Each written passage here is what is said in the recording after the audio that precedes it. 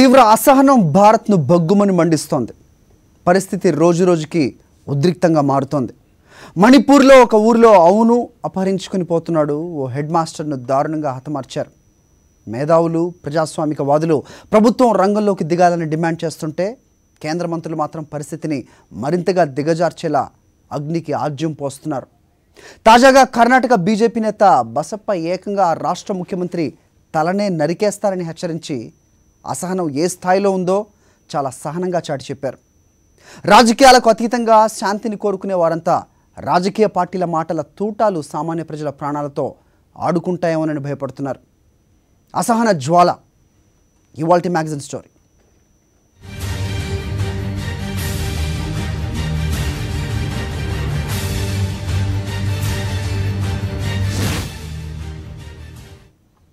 అసహన జ్వాల రగులుతూనే ఉంది. అసలు దేశంలో అసహనం ఎక్కడుందో చెప్పండి అంటూ కేంద్ర మంత్రి జైట్లీ నిలదీసిన కొద్దిసేపటికే బీజేపీ నేత ఒకరు ఓ ముఖ్యమంత్రి తలని నరికేసి ఫుట్బాల్ ఆడుకుంటామని చాలా సహనంగా చాటి చెప్పారు.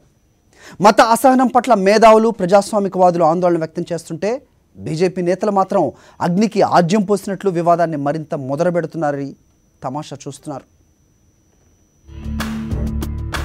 ఉత్తరప్రదేశ్లోని దాద్రీ సమీపంలో గోమాంసం తిన్నాడని మహ్మద్ అఖ్లాక్ను దారుణంగా హతమార్చిన ఉన్మాద హింసాకాండ దేశవ్యాప్తంగా అసహనాన్ని రాజేస్తోంది.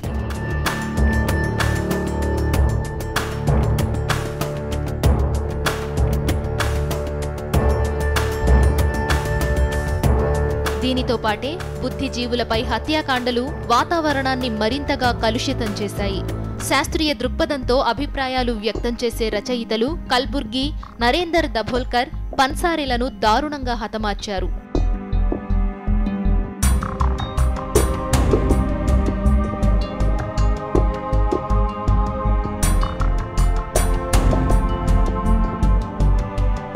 ఈ నేరాల కన్నా కూడా వీటిపై ఎలాంటి ప్రకటన చేయకుండా మౌనంగా ఉండిపోయిన కేంద్రం వైఖరే ఘోరంగా ఉందని మేధావులు నిరసనలు వ్యక్తం చేస్తున్నారు.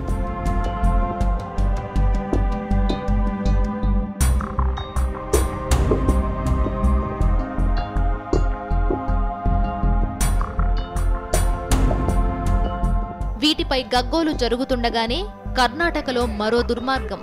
ప్రభుత్వ వైఖరిపై నిరసనగా బీఫ్ పార్టీ ఇస్తానంటూ కర్ణాటక ముఖ్యమంత్రి సిద్ధరామయ్య ప్రకటన చేశారు. అంతే, ఆ వ్యాఖ్యకే భగ్గుమని మండిపోయారు బీజేపీ నేత చెన్న బసప్ప.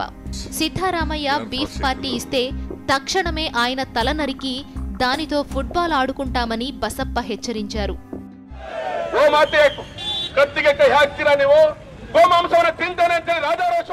గోమాతను కత్తితో కోస్తావా నువ్వు? గోమాంసంతో విందిస్తావా నువ్వు? గోమాంసం తింటావా నువ్వు? సిద్ధరామయ్య, నువ్వు అదే చేస్తే నీ తల మొండెం వేరవడం ఖాయం. ఇది ముమ్మాటికి నిజం.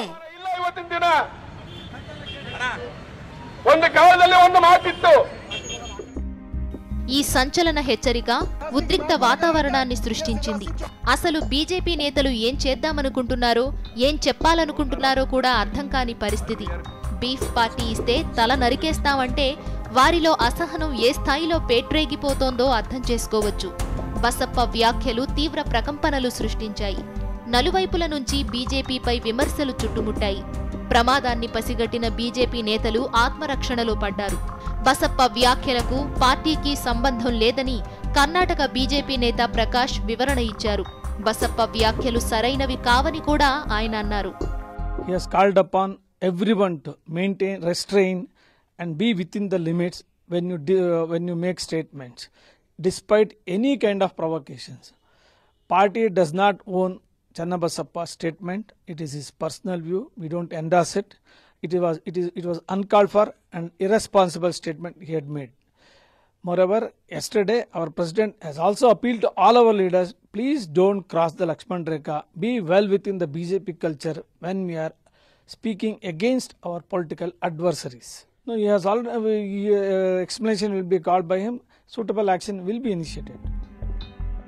బసప్పపై కర్ణాటక పోలీసులు కేసు నమోదు చేశారు. దీనిపై ముఖ్యమంత్రి సిద్ధరామయ్య అభిప్రాయాన్ని కోరగా చట్టం తన పని తాను చేసుకుపోతుందని ఆయన చాలా కూల్గా చెప్పారు. and imbalance the society. Police will take action. In accordance with law, police will take action. ఈ అసహన పర్వంపై మీడియా నిలదీస్తే కేంద్ర మంత్రి అరుణ్ జైట్లీ అసలు అసహనం అన్నది ఎక్కడుంది అని ఆరా తీశారు. Well, I've already answered this question. Where is the intolerance? You are the most vibrant democracy in the world. Everybody has a right to speak and live his life his way. అసహనం పేరుతో మేధావులు, రచయితలు, కళాకారుల ఆందోళనల వెనుక కాంగ్రెస్, వామపక్షాలు ఉన్నాయన్నది BJP వాదన. సాహిత్య academy అవార్డులు తీసుకున్న వారిలో 1200 మంది వరకు జీవించే ఉండగా కేవలం 35 మంది మాత్రమే తమ అవార్డులు వాపస్ చేశారని, దానికే మొత్తం మేధావులంతా ప్రభుత్వాన్ని వ్యతిరేకిస్తున్నారని విపక్షాలు ప్రచారం చేస్తున్నాయని బీజేపీ ఆగ్రహం వ్యక్తం చేస్తోంది. Out of 1200 people who are alive, who are recipients of the Sahitya Academy Award, I am told some 39 people have declared. And out of that also some 4 or 5 people have not done what they have said. 1200 people who have been given Sahitya Academy Award, living. Some people unfortunately expired. Out of that, 35. What they say, the entire intelligentsia is up in arms against the government and all. మత అసహనానికి వ్యతిరేకంగా గళం విప్పుతున్న వారి సంఖ్య రోజురోజుకి పెరిగిపోతోంది. ప్రభుత్వం మాత్రం ఆందోళన చెందాల్సిన అవసరం ఏమీ లేదని అంటోంది. పొలిటికల్ డెస్క్, సాక్షి న్యూస్. కేంద్రంలో బీజేపీ రావడంతోనే దేశంలో మత అసహనం పేటరేగిపోయిందని కాంగ్రెస్ ఆరోపిస్తోంది. అయితే గత ఎన్నికల్లో ప్రజలు ఓడించడం వల్లే కాంగ్రెస్లో అసహనం పెరిగిపోతోందని బీజేపీ కౌంటర్ ఇచ్చింది. మత సామరస్యాన్ని దెబ్బతీసే ఎలాంటి చర్యలైనా అడ్డుకుని తీరుతామని కాంగ్రెస్ అంటుంటే, విపక్షం ఆరోపిస్తున్న దారుణాలన్నీ కాంగ్రెస్, దాని మిత్రపక్షాలు అధికారంలో ఉన్న రాష్ట్రాల్లోనే జరుగుతున్నాయని బీజేపీ ఎదురు దాడి చేస్తోంది.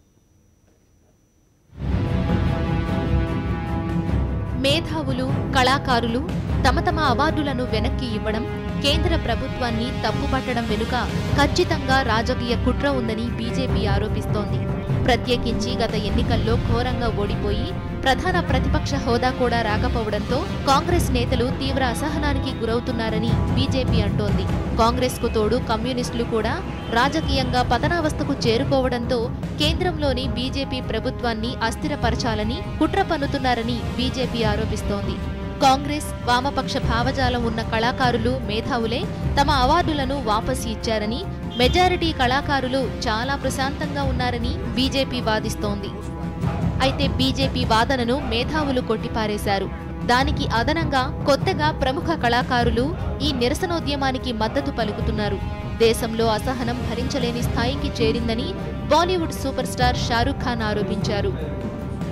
కేంద్ర ప్రభుత్వాన్ని ఇరకాటంలోకి నెడుతూ కొద్ది రోజుల క్రితమే రిజర్వ్ బ్యాంక్ గవర్నర్ రఘురామరాజన్ కూడా ఢిల్లీలో ఐఐటి విద్యార్థులను ఉద్దేశించి ప్రసంగిస్తూ అసహనాన్ని ప్రతి ఒక్కరూ నిలదీయాలని, అన్యాయాన్ని ప్రశ్నించి తీరాలని ఉద్బోధించారు. మేధోవర్గంపై మతపరంగానూ, నమ్మకాలు, మూఢాచారాల పరంగానూ దాడులు జరుగుతోంటే వాటిని అరికట్టి అందరికీ భరోసా ఇవ్వాల్సిన ప్రభుత్వం మౌనంగా ఉండిపోవడం అన్నింటికన్నా ప్రమాదకరమైన పరిణామమని ప్రగతిశీలవాదులు హెచ్చరిస్తున్నారు. జరిగిన దారుణాలను పునరావృతం కాకుండా చూస్తామన్న హామీ ఇవ్వాల్సిన ప్రభుత్వం అది ఇవ్వకపోగా కాంగ్రెస్ హయాంలో ఎన్నో దారుణాలు జరిగితే మేధావులు ఎందుకు మౌనంగా ఉన్నారంటూ ఎదురుదాడికి దిగడాన్ని మేధావి వర్గం తప్పుపడుతోంది. దేశాన్ని అట్టుడికిస్తోన్న అసహనానికి నిరసనగా కాంగ్రెస్ పార్టీ ఢిల్లీలో భారీ ర్యాలీ నిర్వహించింది. పార్టీ అధ్యక్షురాలు సోనియా గాంధీ, మాజీ ప్రధాని మన్మోహన్ సింగ్, ఉపాధ్యక్షుడు రాహుల్ గాంధీ, ఇతర సీనియర్ కాంగ్రెస్ నేతలంతా ఈ ర్యాలీలో పాల్గొన్నారు. మత అసహనంపై ప్రభుత్వానికి దిశానిర్దేశం చేయాల్సిందిగా కాంగ్రెస్ పార్టీ రాష్ట్రపతి ప్రణబ్ ముఖర్జీకి విజ్ఞప్తి చేసింది.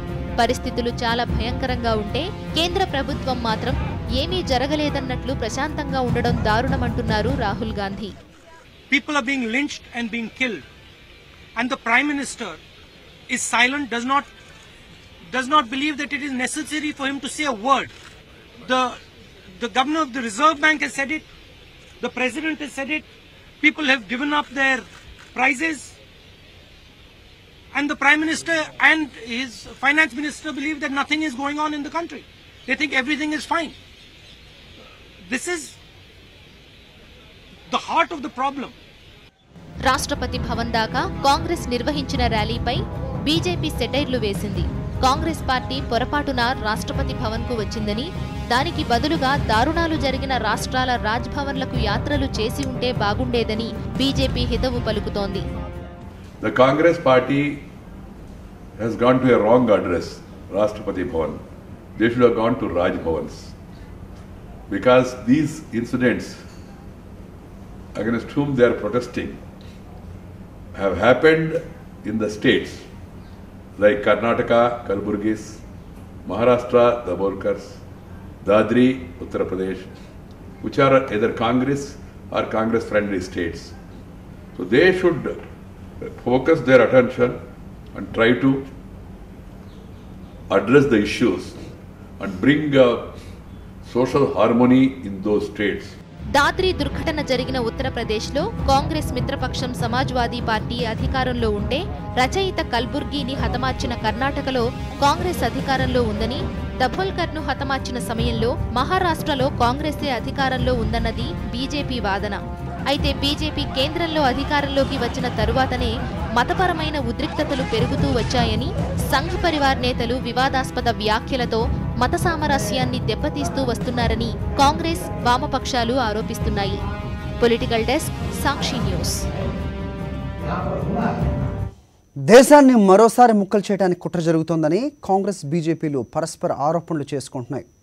బీజేపీ రాజేసిన అసహనం కారణంగా దేశం మరోసారి విభజనకు గురయ్యే ప్రమాదం ఉందని కాంగ్రెస్ ఆరోపిస్తే, మరోసారి విభజనకు కాంగ్రెస్ కుట్ర చేస్తోందని బీజేపీ అంటోంది. అటు కళాకారుల్లోనూ అవార్డుల వాపస్పై భిన్నాభిప్రాయాలు వ్యక్తం అవుతున్నాయి. రచయితలు, బుద్ధిజీవులపై దాడులు జరుగుతోన్నా కేంద్రంలోని ప్రభుత్వం చేతులు కట్టేసుకుని కూర్చుందని ఆరోపిస్తూ మేధావులు అసంతృప్తిగా ఉన్నారు. తమ నిరసన ప్రభుత్వం దృష్టికి రావాలన్న ఉద్దేశంతోనే ప్రజాస్వామికంగా అవార్డులను వాపస్ చేస్తున్నారు. అయితే అలా వాపస్ చేసేవారంతా బీజేపీ వ్యతిరేకులే అని కొందరు బీజేపీ మంత్రులు అనాలోచితంగానే వితండవాదం చేస్తున్నారన్నది మేధావుల భావన. ప్రముఖ సంగీతకారుడు, సరోద్ వాద్యకారుడు పద్మవిభూషణ్ ఉస్తాద్ అంజాద్ అలీ ఖాన్ అయితే ప్రస్తుత పరిస్థితుల పట్ల తీవ్ర ఆందోళన, ఆవేదన వ్యక్తం చేస్తున్నారు. ప్రధాని మోదీ రకరకాల కార్యక్రమాలతో దేశాన్ని ప్రగతి పథంలో తీసుకుపోయేందుకు కృషి చేస్తోంటే, ఆయన చుట్టూరా ఉండే మంత్రులు, బీజేపీ నేతలు, సంఘ్ పరివార్ నాయకులు నోటికి ఎంతొస్తే అంతా మాట్లాడేస్తూ వాతావరణాన్ని పాడు చేస్తున్నారని అంజాద్ అలీ ఖాన్ ఆరోపిస్తున్నారు. హిందూ, ముస్లింలు అన్నదమ్ముల్లా కలిసుండే ఏకైక దేశం భారతదేశమేనని ఆయన అంటున్నారు. నా సరోద్ పరికరాన్ని ఓ హిందువు తయారు చేశారు. ఆయన నైపుణ్యం దాని తయారీలో ఉంటే, నా పనితనం దాన్ని వాయించడంలో ఉంది. రెండు చేతులు కలిస్తేనే అద్భుతమైన సంగీతం ఆవిర్భవించేది అంటూ ఉస్తాద్ అంజాద్ అలీ ఖాన్ ఉద్వేగంగా అన్నారు. మత అసహనంపై ఆయన మనస్తాపం చెందుతున్నారు. ఇక కళాకారులు తమ అవార్డులను తిరిగి ఇచ్చేయడం నిరసనలో ఒక భాగమని కొందరు అంటోంటే, మరికొందరు కళాకారులు మాత్రం అవార్డులు తిరిగి ఇవ్వాల్సిన అవసరం లేదంటున్నారు. దక్షిణాది సూపర్ స్టార్ కమల్ హాసన్ అయితే అవార్డులు వెనక్కి ఇవ్వడం వల్ల ఒరిగేదేమీ ఉండదన్నారు. దానికన్నా ప్రభుత్వానికి పరిస్థితి తీవ్రత అర్థమయ్యేలా చెప్పేందుకు వారు కృషి చేస్తే బాగుంటుందని కమల్ సూచిస్తున్నారు. I accept you will insult a government or the people who gave an award to you with love. Isse kuch nahi hona. You bring attention to it, but there are many more ways of bringing attention. Those people who returned their award are capable of bringing attention like this. They are talented people. One article by them will bring in more attention than returning the award. I think they should keep the award and make us proud and continue the fight against any government that is not tolerant enough.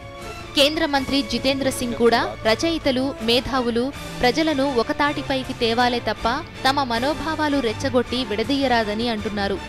The role of the intellectual class or the role of the writers, poets, the artists, whether they be from cinema or other fields in this society is to unite this society and not to contribute to anything that tends to divide this society. And therefore it has been the tradition of this country, and we have seen during 1947 also in the aftermath of the communal riots. 1947లో మత అసహనం కారణంగానే దేశం రెండు ముక్కలైందని, ఇప్పుడు BJP పుణ్యమా అని మరోసారి దేశం ముక్కలయ్యే ప్రమాదంలో పడిందని Congress ఆరోపిస్తోంది. Well, this question should be directed at the Prime Minister. Mr. Prime Minister, should the Khan go to Pakistan or should he live in India? Where do you stand on it? This is precisely the warped mentality in the 1940s. Both majority warped mentality and minority warped mentality that led to the partition of India. And the manner in which the atmosphere has been vitiated in the past 18 months, these people are laying the foundations of the second partition of India. They are preparing to repeat the Gujarat pogrom on a national scale. So therefore there is a need for all right-thinking, progressive and secular forces to read the tea leaves, to read the warning signs, and even those who believe in the idea of India are apolitical, need to stand together, need to rise in order to isolate such elements from the national mainstream. అటు కమల్ హాసన్ కూడా ప్రస్తుత పరిస్థితిపై దేశవ్యాప్తంగా చర్చ జరగాలని అంటున్నారు.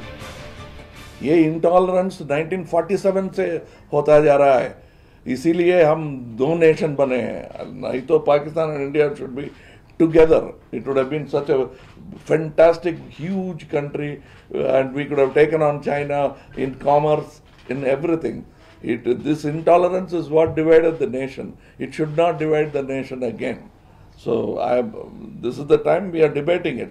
Every 5 years we should debate it and put it down if it comes. Because I am not the one for intolerance. Because I tolerate it. Social మీడియాలో మత అసహనంపై కౌంటర్లు, ఎన్కౌంటర్లే హల్చల్ చేస్తున్నాయి. అయితే మేధావులు మాత్రం ప్రధాన రాజకీయ పార్టీలు రాజకీయాలను పక్కన పెట్టి దేశంలో భిన్న వర్గాల మధ్య ఉన్న మంచి వాతావరణం పాడు కాకుండా చర్యలు తీసుకోవాలని కోరుతున్నారు. మతాల మధ్య చిచ్చు రేపొద్దని వారు హెచ్చరిస్తున్నారు. దేశం ప్రగతి పథంలో దూసుకుపోవాలంటే అన్ని రకాల అసహనాలకు గుడ్ బై చెప్పాలని వారు అంటున్నారు. మరి ఈ మాటలు రాజకీయ నాయకుల చెవులకు ఎక్కుతాయా, లేక ఈ మాటలు కూడా వారిలో అసహనాన్ని రాజేస్తాయా అన్నది వేచి చూడాలి. పొలిటికల్ డెస్క్, సాక్షి న్యూస్. అసహనం దేశాన్ని ఇప్పుడు కలవరపెడుతోంది. ఇదే బుద్ధిజీవులంతా ఒక్కతాటిపైకి వచ్చి అసహనాన్ని రాజేసే రాజకీయాలను తిప్పికొట్టాలి. రెచ్చగొట్టే రాజకీయాల పట్ల సామాన్య ప్రజలు అప్రమత్తంగా ఉండాలి. ప్రపంచానికి లౌకిక పాఠాలు నేర్పిన దేశం మనది. భిన్నత్వంలో ఏకత్వం సాధించిన అద్భుతం మన భారతం. పరమత సహనాన్ని మించిన ప్రగతి పదం మరొకటి లేదని చాటి చెప్పాల్సిన సమయం ఇది. అనవసర ఆవేశాలకు పోకూడదని తరుణం ఇది. ప్రశాంత భారతం కోసం చేయి కలపాల్సిన సందర్భం ఇది. ఇది వాటి మ్యాగజైన్ స్టోరీ. కీప్ వాచింగ్ సాక్షి.